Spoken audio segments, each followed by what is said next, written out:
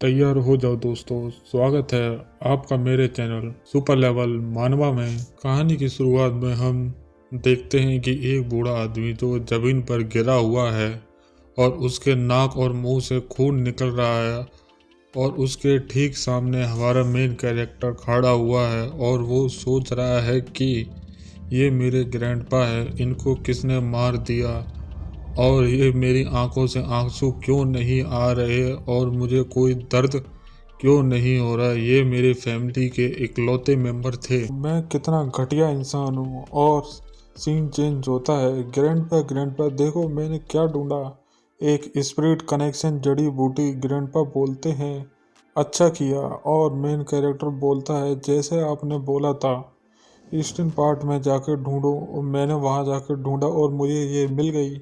और ग्रैंडपा बोलते हैं ये तो काफ़ी अच्छी हालात में है और काफ़ी बड़ी भी है, हमको इसके 5 यान तो मिल ही जाएंगे। और मेन कैरेक्टर बोलता है जिस जगह मुझे ये मिली थी उसके पास एक फॉक्स की गुफा थी, पर वहाँ पर फॉक्स नहीं थी, उसके सिर्फ बच्चे ही थे। ग्रैंडपा बोलते हैं क्या तुमने उनको मार दिया? मेन कैरेक्टर बोलता है नहीं, मैं उनको क्यों मारूंगा। अच्छा किया, चलो इन जड़ी बूटियों को वहाँ रख दो, उसके बाद खाना खाते हैं। जियोन, क्या तुम मेरे लिए एक प्रॉमिस कर सकते हो? बोलिए ग्रैंडपा। तुम अपना ट्रू नेचर हमेशा दूसरों से छुपा के रखना, किसी को पता मत लगने देना। क्या तुम मुझसे ये आखिरी प्रॉमिस कर सकते हो? आई एम सॉरी ग्रैंडपा, मैंने आपका ये प्रॉमिस तोड़ दिया। मेन कैरेक्टर सोचता है कि अब मुझे नहीं लगता कि मैं ये प्रॉमिस निभा पाऊँगा। फिर सीन चेंज होता है किसी कंट्री साइड पे। वहाँ पर सिपाही कुछ कैदियों को कैरिज में लेके जा रहे हैं। कंट्री साइड के लोग बोलते हैं देखो देखो इन अपराधियों को और माउंटेन बैंडिट को, देखो ये सब लोग कितने घटिया है, तुम लोग कहीं जाके मर क्यों नहीं जाते। फिर सीन चेंज होता है। एक टोपी पहने हुए आदमी चाय पीते हुए बोलता है कि ये बंदा कौन है जो कि पूरी कैरेज में इकलौता बैठा हुआ है। उस कैरेज में अपना मेन कैरेक्टर बैठा हुआ है। ये काफ़ी जवान है और साथ में ये मेरे यंग मास्टर की एज का भी है। पीले कपड़े पहने हुए आदमी ने बोला हम इसको कम नहीं समझ सकते क्योंकि ये यंग है, क्या पता इन सब कैदियों में ये सबसे ज़्यादा खतरनाक हो। फिर टोपी पहने हुए आदमी ने बोला हाँ मैं समझ गया तुम क्या कहना चाहते हो, क्यों इसको पूरा एक कैरेज मिला हुआ है। पीले कपड़े पहने हुए आदमी उसके सामने बैठ के बोलता है कि क्या तुम इसको देखकर डर तो नहीं गए, क्योंकि तुम पार्ट हो मुरिम का। तुम सरप्राइज हो जाओगे जब मैं तुम्हें बताऊंगा कि इस लड़के ने कितने लोगों को मारा है सिर्फ एक दराती से। वहाँ के लोग इसको दराती का हत्यारा बुलाते हैं। तुम इस बार क्या रिक्वेस्ट लेके आए हो? टोपी वाला आदमी बोलता है मुझे किसी को हायर करना है, वो यंग हो और साथ में वो मर जाए तो उसके बारे में कोई पूछे ना। उसके बाद सीन चेंज होता है, कोई अपनी मेन कैरेक्टर को पत्थर मारते हुए बोलता है कि तुम लोगों को डिवाइन पनिशमेंट मिलनी चाहिए, तुम लोग हमारी ज़िंदगी में एक पैरासाइट की तरह हो। मेन कैरेक्टर एक छोटी सी स्माइल देता है। टोपी वाला आदमी शॉक हो जाता है और बोलता है कि ये तो मेरे यंग मास्टर की एज का है। पीले कपड़े पहने हुए आदमी बोलता है कि ये कितना सुंदर है, ये तो एकदम महिला जैसा दिख रहा है। टोपी वाला आदमी बोलता है कि मुझे तुमसे कोई मदद नहीं चाहिए। पीले कपड़े पहने हुए आदमी बोलता है क्या बोला तुमने मुझसे? और टोपी वाला आदमी वहाँ से जाते हुए बोलता है कि आखिरकार मैंने तुम्हें ढूंढ ही लिया। उसके बाद सीन चेंज होता है inner castle golden Z hall में। वहाँ पे कुछ सैनिक घूम रहे हैं और 2 सैनिक मेन कैरेक्टर की जेल के बाहर भी हैं। मेन कैरेक्टर सोचता है कि मैं बहुत जल्दी में था। उस कमीने ने चेहरे पे निशान वाला आदमी बोलता है कि मुझे हैरानी हो रही थी हमारा पीछा कौन कर रहा है, लेकिन अब मुझे ज़्यादा हैरानी हो रही है कि हमारा पीछा एक बच्चा कर रहा है। चेहरे पे निशान वाले आदमी ने हमारे मेन कैरेक्टर को गले से पकड़ा हुआ है और हमारा मेन कैरेक्टर सोचता है कि आखिरकार मैंने उस आदमी को ढूंढ ही लिया था जिसने मेरे ग्रैंडपा को मारा था, लेकिन मैं उससे लड़ने की सोचता उसने मुझे पहले ही हरा दिया। अब मुझे लगता है कि अगर मैं उससे दोबारा लड़ूंगा तब भी उससे मैं हार ही जाऊंगा। मार्शल आर्ट, क्या मैं मार्शल आर्ट सीख सकता हूँ? फिर मैं इतना कैपेबल हो जाऊंगा कि मैं उसे हरा सकता हूँ, पर मुझे नहीं लगता मुझे कोई सेकंड चांस मिलेगा। ये धुआं कहाँ से आ रहा है? क्या ये आग है? नहीं, ये तो जानी पहचानी स्मेल है।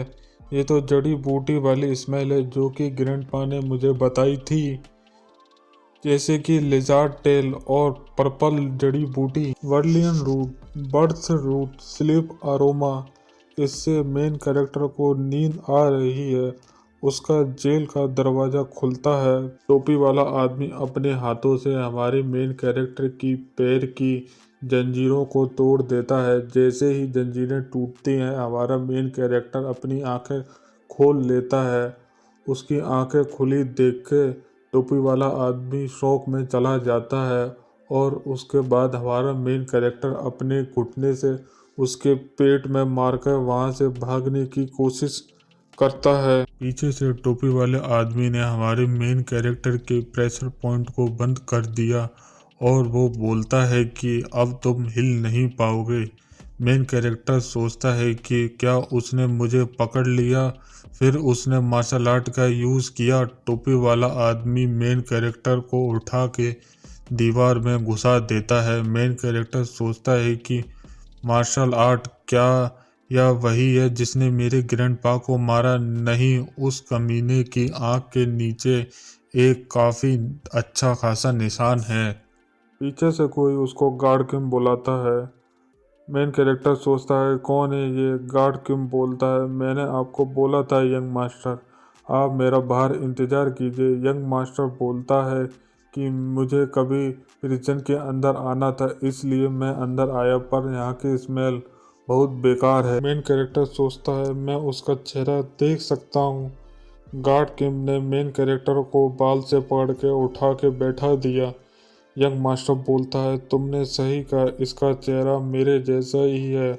उसको देख के हमारा मेन कैरेक्टर शौक में चला जाता है। यंग मास्टर, तुम मुझे देख कर सरप्राइज हो गए। मैंने सुना कि तुम्हें 2 दिन बाद मार दिया जाएगा। मेन कैरेक्टर बोलता है हाँ। यंग मास्टर बोलता है लाइफ कितनी अनफेयर है, हम दोनों एक जैसा चेहरा लेके पैदा हुए हैं, पर तुम 2 दिन बाद मार दिए जाओगे। मेन कैरेक्टर उसे घूरते हुए देखता है और यंग मास्टर बोलता है कि मैं तुम्हें एक रेयर चांस देना चाहता हूँ। मेन कैरेक्टर बोलता है क्या आप मुझे ये चांस देना चाहते हैं? यंग मास्टर बोलता है तुम्हें बहुत अच्छा लगेगा वहाँ जाकर। वहाँ पर डिलीशियस फूड, प्रीटी सर्वेंट और कंफर्टेबल बेड मिलेगा। ये सब कुछ तुमने अपने सपने में भी नहीं सोचा होगा, और इसके बदले हम तुम्हें काफ़ी अच्छा पैसा देंगे। उस पैसे से तुम कुछ भी कर सकते हो। अगर तुम्हें ये चांस चाहिए तो ये पिल खा लो। मेन कैरेक्टर बोलता है ये पॉइजन है क्या? यंग मास्टर बोलता है हम तुम पर कैसे ट्रस्ट कर सकते हैं क्योंकि तुम एक अपराधी हो। गार्ड किम बोलता है कि हमारा काम ख़त्म करो, उसके बाद हम तुमको एंटीडोट दे देंगे। मेन कैरेक्टर थोड़ा सोचता है यही मेरा सेकंड चांस है, इससे ही मैं अपना रिवेंज ले सकता हूँ। मेन कैरेक्टर बोलता है कि तुम मुझे सच में ये चांस देना चाहते हो? यंग मास्टर बोलता है तुम सोच सकते हो। गार्ड किम, जाओ उसके प्रेशर पॉइंट और उसके हैंडकप को खोल दो। गार्ड किम जाकर उसके प्रेशर पॉइंट और उसके हैंडकप को खोल देता है और गार्ड किम बोलता है यंग मास्टर आप मेरे पीछे पीछे चलिए। यंग मास्टर बोलता है कि तुम मेरे पीछे पीछे चलो, और गार्ड किम बोलता है सब क्लियर है यंग मास्टर, आप आ सकते हो। और उसको पीछे से किसी के हड्डी के टूटने की आवाज़ आती है और वो पीछे मुड़ के देखता है कि उसके यंग मास्टर की गर्दन की हड्डी तोड़ दी गई है और उसकी गर्दन की हड्डी हमारे मेन कैरेक्टर ने तोड़ी थी। मेन कैरेक्टर ने यंग मास्टर को नीचे फेंकने के बाद बोलता है चलो गार्ड किम चलते हैं, अब तो फेक भी मर गया।